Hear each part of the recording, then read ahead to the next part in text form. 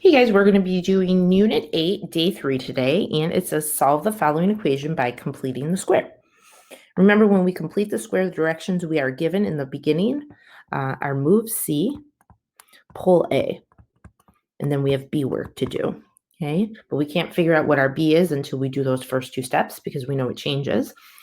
All right, and those directions are when our equation is equal to 0 and all of our terms are on the same side. And so what we're going to do is we're going to do the first step. We're going to move C. And remember that first step, really what it does is it puts its two squared term, well, the two x terms, the square term and the x term, on the same side of the equal sign in our number term, which is our C value, on the opposite side. Okay.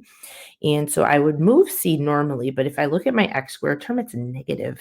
We don't like a negative x squared. So you know what we're going to do is we're going to actually move these two terms instead so that we have a positive 3x squared, a positive 12x, and then equal to 6 who stayed on that side.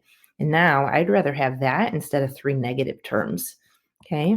But we accomplished the same thing. Our two x terms are on the left-hand side, our number term C value is on the right-hand side. And so now it's time to pull A. And our A value is 3, and so we're going to pull it out.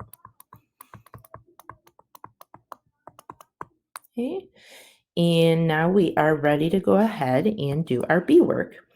Our B is 4. He's always found next to x, and we're going to divide it by 2 to get 2, and then we're going to go ahead and square it and get 4. Okay, and so that 4 is going to go in the parentheses, making these two terms that I'm writing into 3 terms, which is a trinomial. Okay, and not just any trinomial, a perfect square trinomial. Okay, we have to remember by putting that 4 there and the 3 on the outside that we're actually adding 12 to this side. Okay, that's a tricky one. All right, so now I'm going to take my nice easy trinomial. Not only is it easy, it's a perfect square trinomial. So we find numbers that multiply for the 4 that we just put in there and add to the middle number of 4. We're going to find that it's 2 and 2. And remember that those numbers have to be exactly the same. All right, so we write our easy trinomial. On this side, guys, that's 18. Okay? And our two factors are x plus 2 and x plus 2.